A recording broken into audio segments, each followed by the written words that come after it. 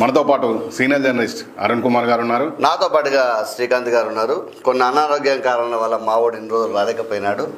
ఇక ఈ రోజు నుంచి మళ్ళీ మొదలవుతా ఉంది. ముందుగా వెలుగు పేపర్ తీసుకున్నట్టయితే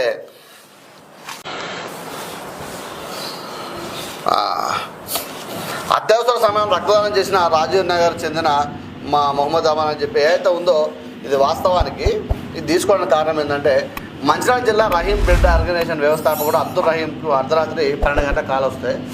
వాస్తవాన్ని మీరు గమనించిన మిత్రమా, ఇప్పటివరకు 3 రోజుల పాప పుట్టినాక 3 రోజుల పాపకు అత్యవసరంగా ఈ యొక్క దాని ఏమంటారు రక్త కణాలు కావాలని చెప్పి ఫోన్ రావడం జరిగింది.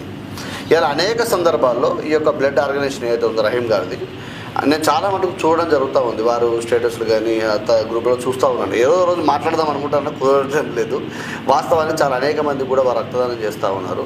వారిని మేము ప్రత్యేకంగా అభినందిస్తూ ఉన్నాం. మీరు ఇలాగే ముందుకు పోవాలి. అనేక మంది ఏంటంటే రక్తదానం అనేది ఒక మనిషి ప్రాణాన్ని నిలబెడతా ఉంటుంది. ఇలా చాలా మంచి ఇంకొక విషయం ఏంటంటే ఇలా చాలామంది చిన్నారులకు మన తలసేమియా వ్యాధి వల్ల ఈ రక్తం ఎక్కించాలి అనే అవసరం ఉంటుంది.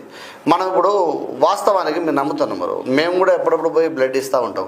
ఈ 15 పాయింట్లో 16 పాయింట్లు దాటితే కూడా అది అనవసరంగా అది వేస్టే. అది నీ బాడీలో ఉన్న నీ శరీరంలో ఉన్న వేస్టే అది, అంతే కదా. అధిక రక్తం ఉన్న బాడీ ఇమిడించుకోదు. మనకు అనారోగ్య సమస్యలు తలెత్తే అవకాశం ఉంటుంది. కాబట్టి మనం కూడా ఫిల్టర్ కావాలి. మనం రకరకాల ఫుడ్ తింటాం, మనకు కూడా ఫిల్టర్ కావాలి. మన రక్తదానం చేయండి. అనేక మందికి మీరు ప్రాణదాతలు కావాలి. ఎందుకంటే ఈ యొక్క రహీమైనా కాదు, మీరు కూడా రక్తదానం చేయాలి.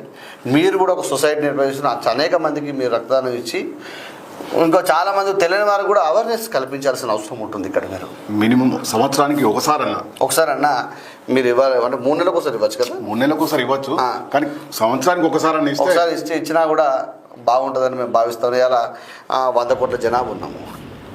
10 కోట్ల మంది కూడా ఈ రక్తదానం కోసం ముందుకు రావడం లేదు. దయచేసి అందరూ కూడా ముందుకు రావాలని మేము విజ్ఞప్తి చేస్తూ ఉన్నాం. ఏదైతే ఉందో ఈ యొక్క మొట్టమొదటిసారి రక్తదానం దానం చేసిన మొహమ్మద్ అమర్ గారిని కూడా నేను అభినందిస్తూ ఉన్నాను. ఈ విషయంలో ఇక ఇంకొక విషయం ఏంటంటే ఇక్కడ